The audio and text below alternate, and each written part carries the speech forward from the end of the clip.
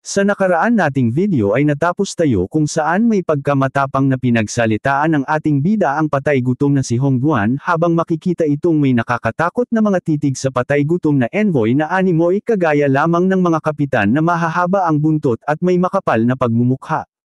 Mariin pang dagdag ni Ye Xinghe sa patay gutom na commander na maghinay-hinay lamang daw ito sa pananalita dahil wala daw naman itong nalalaman patungkol kay Xia Yuning.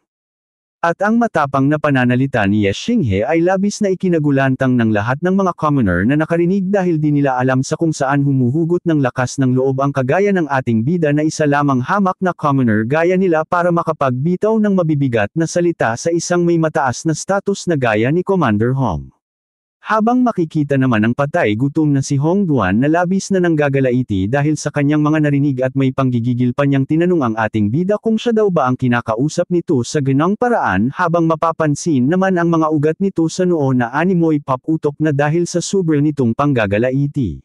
At ang kanya namang katanungan ay agad din namang nabigyan ng kasagutan ng sabihin ng ating bida na siya nga ang kanyang kinakausap at wala nang iba pa bukod pa dun ay mariin pang sinambit ng ating bida na kung ano pa man daw ang nagawa ni Xia Yuning ay wala na daw dong paki ang patay gutom na si Hongguan kaya naman wala din daw itong karapatang magbigay ng komento nito na hindi naman nila hinihingi. Dagdag pa ni Ye Xinghe na di daw bagay sa isang commander ng Imperial Guard ang basta-basta na lang magbigay ng mga ganitong klaseng komento dahil iba ang level nito kisa sa kanilang mga katatayuan. Dapat lamang daw sa isang commander ang manatiling tahimik sa mga ganitong sitwasyon upang di malentag sa madaming commoner ang paraan kung papaano siya tatretuhan bilang may mataas na status at kung sakali man daw na may tumrato dito ng sa kagaya niya ay dahil na din daw iyon sa mga pinaggag-agawan nito ngayon na di kanais-nais. At nang matapos makapagsalita ang ating bida ay bigla namang humagalpak ng tawa ang patay gutom na envoy habang sinasabing di daw niya inaasahang makakatagpo siya ng mga commoner na naglalakas-lakasan ng loob na makipag-usap sa kagaya niyang commander at ni minsang daw sa kanyang buhay ay di pa niya ito nakita. At makalipas pa ang ilang sandali ay agad din namang napalitan ng labis na panggagalaiti ang kanyang malakas na paghagalpak habang mariing sinasabihan ng ating bida na wala itong karapatang makapagsalita ng mga ganoong bagay at ang ginagawa daw ng ating bida ay nagpapahiwatig lamang na sawang-sawa na ito sa kanyang buhay na kayang-kaya daw naman niyang tanggalin sa katawang lupa nito. At ang mabibigat na pagbabanta naman ng patay gutom na si Hongguan ay labis na ikinagulat at ikinaalarma ng mga nakarinig kasama na si Patriarch Yejun habang mapapansin naman ang hangal na si Liang Xiang na nakangising nagmamasid ng mga susunod na mga mangyayari dahil ang lahat ng mga ito ay pumapabor sa kanyang mga nakahandang mga plano. Habang makikita naman ng mga expert na nagbabayad ng utang na loob sa ating bida na sinayingyang kung saan nang marinig nila ang pagbabanta ng hangal na commander sa ating bida ay agad silang naghandang palibutan si Ye Xinghe upang bigyan ng proteksyon kung sakali mang magkagulo. At kitang-kita sa mukha ng mga expert cultivator mula sa panig ni Ye Xinghe ang kumpiyansang lumaban ng patayan senialis na di nga din basta-basta ang lakas ng loob ng mga ito kahit nakitang-kita naman na wala silang magiging laban sa buong Divine Imperial Guard kung magkataong magkasamaan.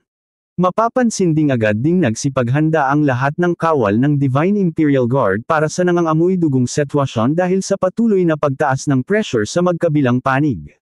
Habang tila kalmado lamang ang malalakas na expert sa panig ng ating bida na animoy di man lang nakakaramdam ng pagkabahala senialis na dinadinbiro ang mga napagdaanan nilang sagupaan kaya naman baliwala na lamang sa kanila ang ganitong sitwasyon at ara sa kanila ay isa lamang itong pangdagdag sa kanilang experience ng pakikibaka sa kalaban.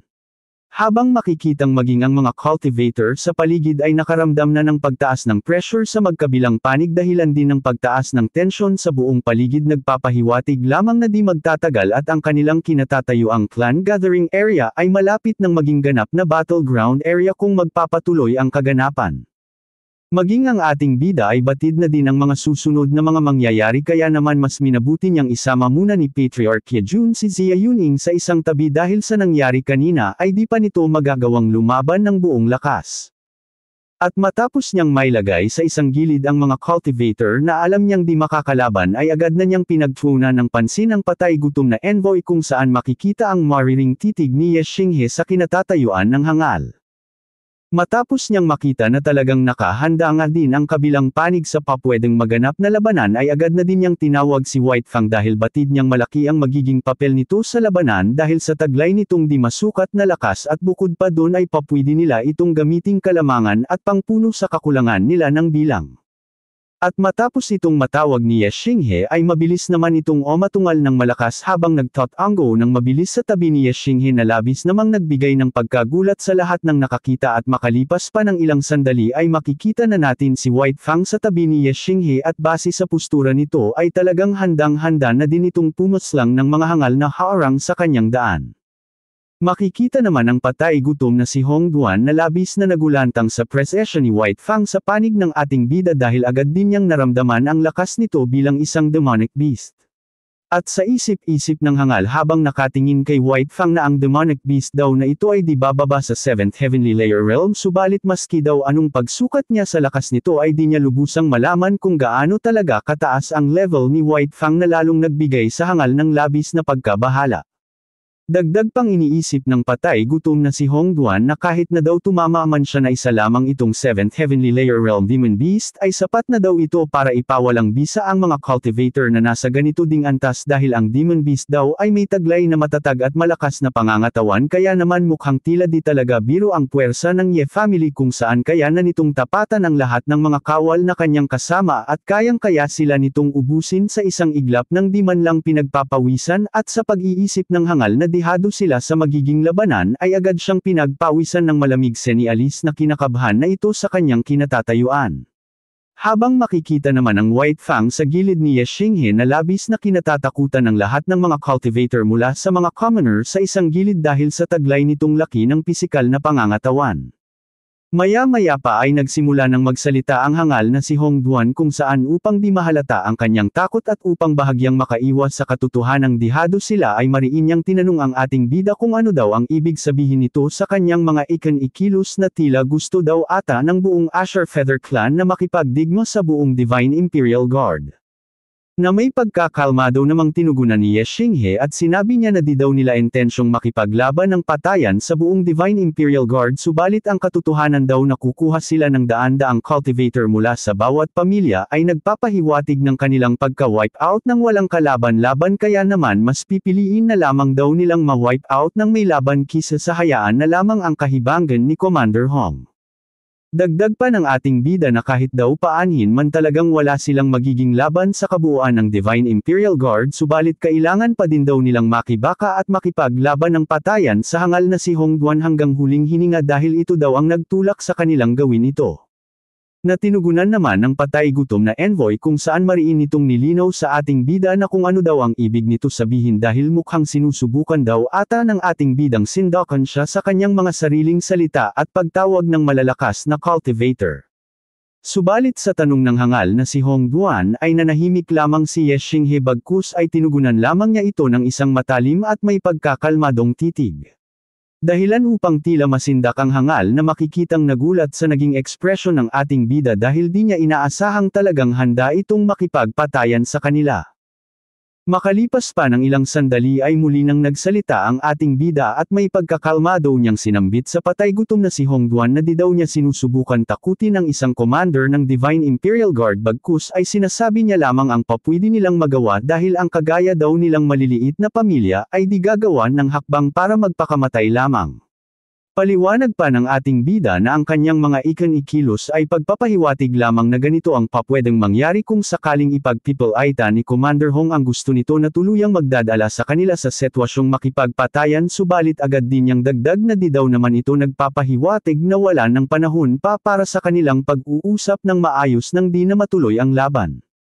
Dagdag pa ni Ye Xinghe na baka daw gusto ng hangal na makipag-usap sa kanya ng sila lang dalawa para na din daw di na umabot pa sa madugong labanan ang kanilang mga panig dahil kitang-kita daw naman ng hangal na talagang lalaban sila kung kinakailangan subalit maaari peren daw naman nila itong mapag-usapan.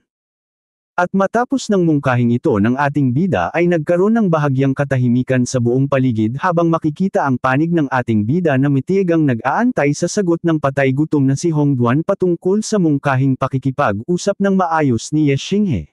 Nang biglang makaramdam ang hangal na si Liang Ziang ng di maganda patungkol sa papwedeng mangyari at sa isip-isip ng hangal na baka daw plano ni Ye Xingheng umatake at unahing patayin si Commander Hong upang di na lumaban pa ang madaming bilang ng mga kawal nito at kung magkataon mang ganun nga ang plano ni Ye Xinghe ay nanganganib daw ayon dito ang buhay ng patay gutom na envoy.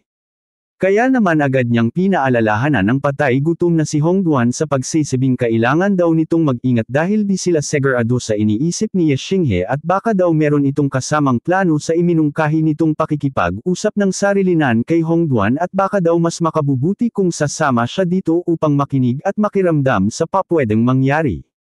Na tinugunan lamang ng patay gutom na si Hong Duan at may pagkakalmado niyang sinabi na base daw sa mukha ni Ye Xinghe ay tiwala siyang wala itong planong masama sa kanya dahil nararamdaman daw niyang isa itong matalinong bata na may kaalaman patungkol sa mga bagay-bagay na wala sa isang normal na cultivator lamang.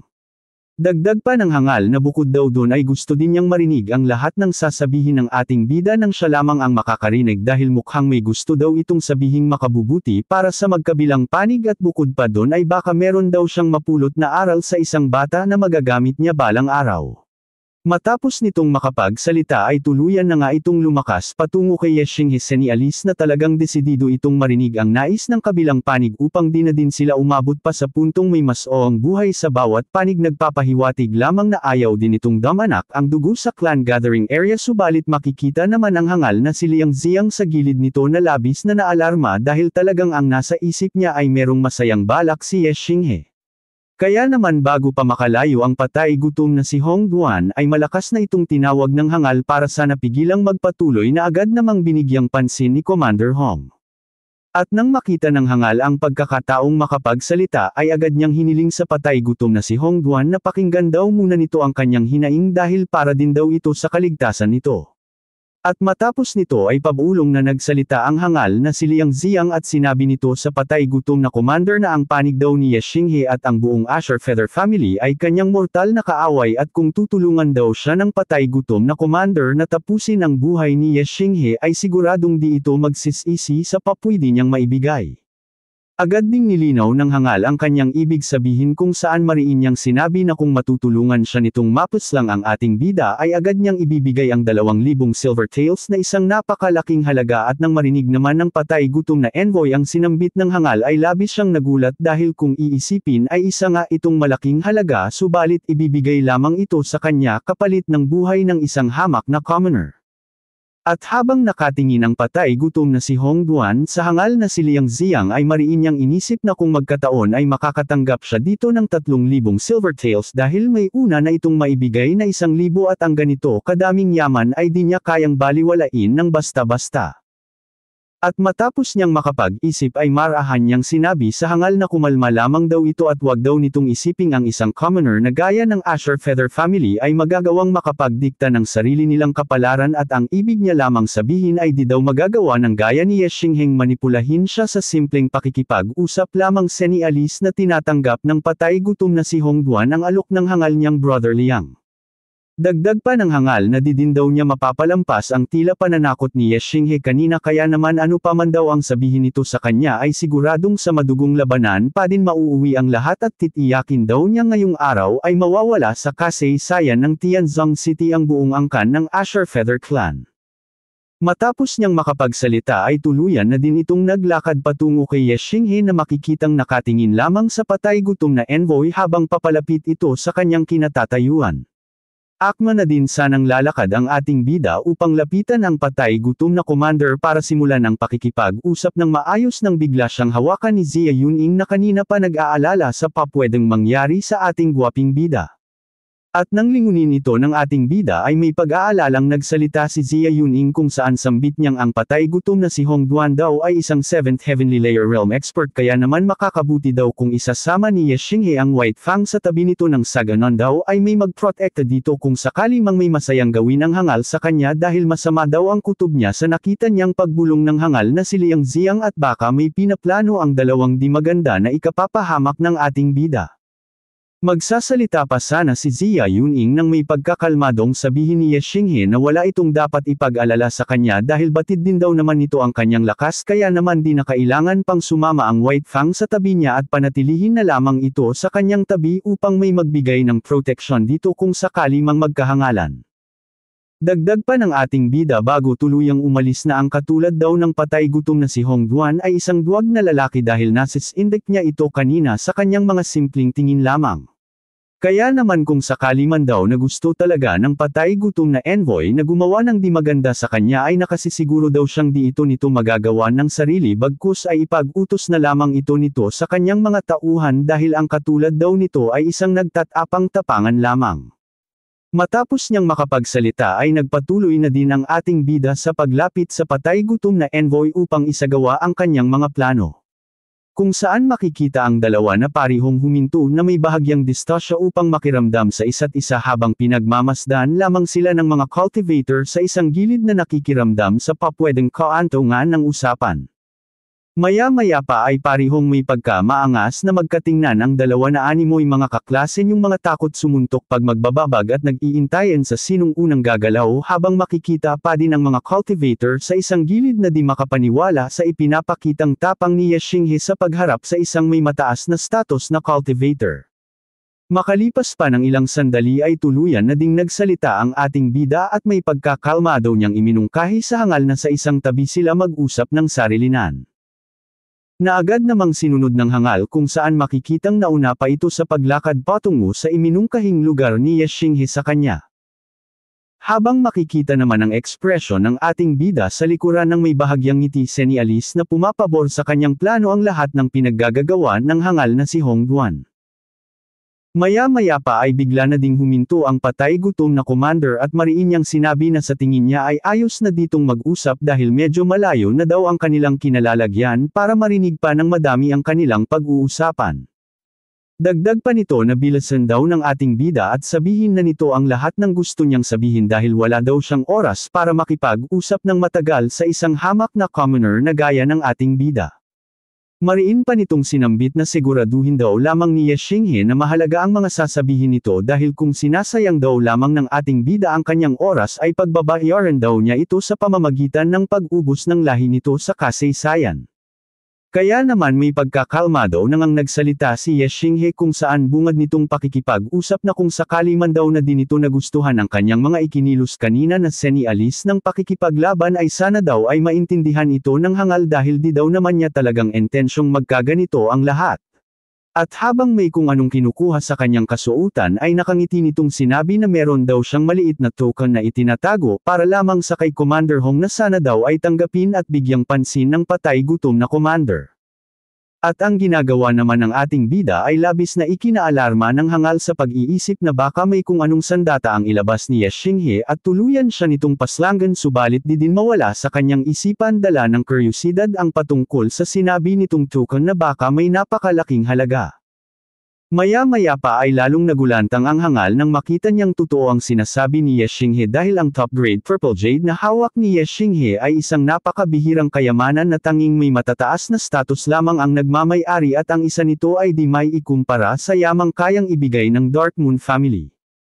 Kitang-kita sa mukha ng patay gutom na si Hong Duan ang labis na pagkagulat at may nanginginig na boses nitong sinasambit ang pangalan ng top-grade Purple Jade habang tumatagaktak ang pawi sa kanyang mga mukha ni Alice na ngayon lamang ito nakatagpo ng ganito kaalagang kayamanan.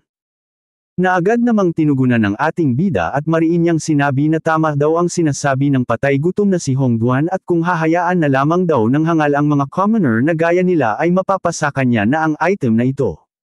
Dagdag pa ng ating bida na kung palalampasan pa daw ito ng hangal ay nakasisiguro daw ang ating bida na wala nang iba pang pagkakataon ang darating dito na kagaya ng kanyang iniaalok. Dahilan ng mabilis na pagtanggap ng hangal sa item ni Alice na tinatanggap na din ito ang kagustuhan ng ating bida subalit ang di niya batid ay tuluyan ng napasa kamay ni Ye Xinghe ang sinasabi ng hangal na kapalaran kung saan si Ye Xinghe na mismo ang magdidikta ng mga susunod na mangyayari. Habang makikita naman ang hangal na lubhang nag-iisip patungkol sa kanyang hawak na kayamanan kung saan sambit nito na kahit pa daw ang isang mas maliit ditong top-grade purple jade ang magkakahalaga na ng daang libong silver tails kaya talaga daw na seneswerte siya ngayong araw. Dagdag pa nito sa kanyang isipan na tama daw naman ang mga sinambit ni Ye Xinghe na kung palalampasan pa niya ang pagkakataong ito ay siguradong di na siya muling magkakaroon ng pagkakataong makakuha nito dahil kahit na daw magkaroon pa siya ng daang libong halaga ay mahihirapan pa din siya humanap ng ganito dahil isa itong napakahalagang item kung saan may kakayahan daw ang top grade purple jade na mapalakas ng mabilis ang isang cultivator kasabay ng mabilisang pagtaas ng level nito kaya naman di ito basta-basta ibibinta lamang. Maya-maya pa ay pinutol na ni Ye Xinghe ang pag-iisip ng hangal kung saan may pagkakalma daw niyang iminungkahi na ngayon daw na tinanggap na nito ang kanyang alok ay sigurado daw siyang makikinig na ito sa kanyang mga sasabihin. Dagdag pa ng ating bida sa patay gutom na si Commander Hong na mas mabuti na daw na magdagdag ng kaibigan kahit na commoner pa ito gaya niya kisa ang magdagdag ng kalaban na kung magkataon ay may kakayahang makapagpabagsak sa pagiging commander nito. Dahilan upang matamimi ang patay gutom na si Hong Duan sa isang gilid habang nakikinig sa mga sinasambit ng ating bida at kitang-kita sa ekspresyon nito ang pagsang-ayon sa sinabi ni Ye Xinghe kanina. Abangan sa susunod nating video ang mga mangyayari kung saan malalaman natin kung ano ang binabalak ni Ye Xinghe upang tuluyan ng mahulog sa kanyang mga kamay ang takbo ng mga pangyayari. Bukod pa doon ay meron din tayong masasaksihang madugong laban na di naman orungan ng panig ni Ye Xinghe.